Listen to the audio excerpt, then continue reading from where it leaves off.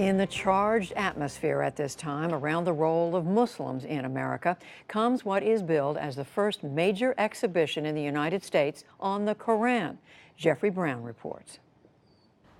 This is one of the great highlights of the exhibition. It's a Quran from the early 14th century, from about 1330, signed by a great master called... Signed.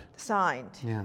A holy book as a work of art. The Quran, sacred to some 1.6 billion Muslims around the world. A new exhibition at the Smithsonian Institution's Sackler Gallery in Washington, D.C.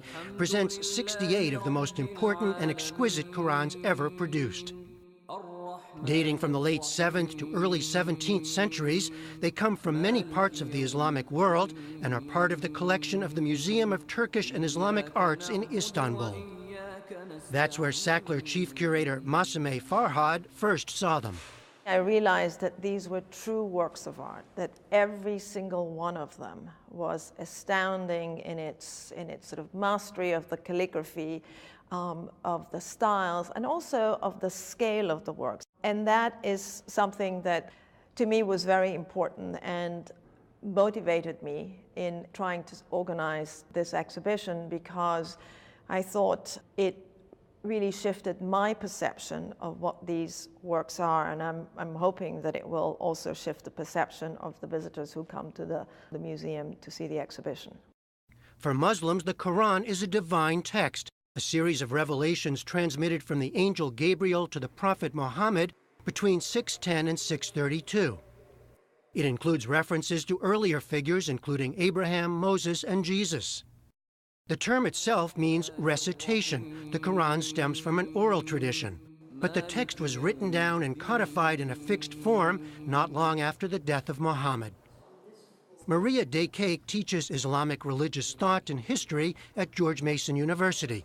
One of the things that's rather striking about the Quran when people read it for the first time is that it often takes a form of direct address. So it will say sometimes, "O you who believe."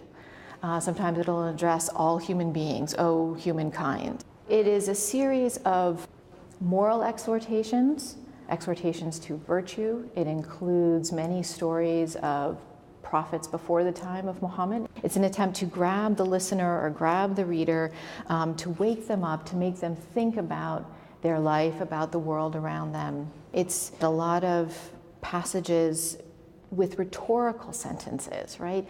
Did you not consider this? Didn't you think about this? How did you get here? This is looking good as well.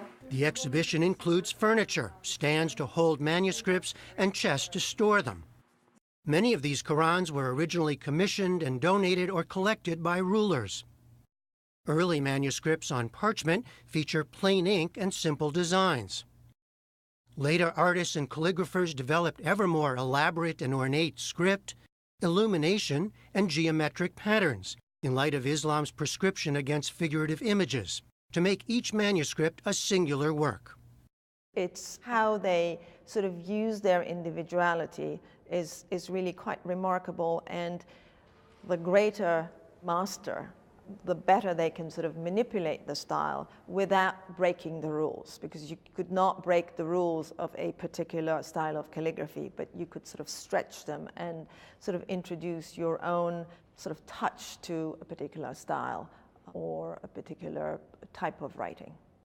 Some of these masters are well known to scholars, like the maker of this Quran, Abdullah Sarafi, who spent most of his life in Tabriz in northwestern Iran. What is remarkable about Abdullah Sarafi is the fact that he was able to write in more than one style of calligraphy, because usually most calligraphers specialized in one style and one particular size alone. It was clearly a Quran that was meant for display. It is so lavish in its use of both illumination in terms of that sort of very rich black ink, the fact that every gold line is outlined in black. I mean, this is a visual feast and is supposed to be viewed and looked at. So it was meant as a display copy. How long would it take to do something like this? Many years. Years for each one? For each one. Even amid a highly contentious and politicized atmosphere today concerning Muslims in America, the curators say this exhibition was long in the works and the timing is coincidental. For her part, Maria Daycake hopes it will shine a different kind of spotlight on Islam and the Quran. You will hear sometimes Islamophobic comments about Islam, and they'll say, well, you know, why would I want to know anything about this text? I see what kinds of things it produces, right? It produces people who behave in these violent ways or something like that. But when you come here, you see the larger reality of what it's produced, right? It produced beauty. It produced scientific inquiry. It inspired literary endeavors. But in a time of Islamophobia, I think what's so valuable about this collection is to see the kind of artistic elements, the beauty that the Quran really brought. The art of the Quran is on exhibition through February. From the Sackler Gallery in Washington, D.C., I'm Jeffrey Brown for the PBS NewsHour.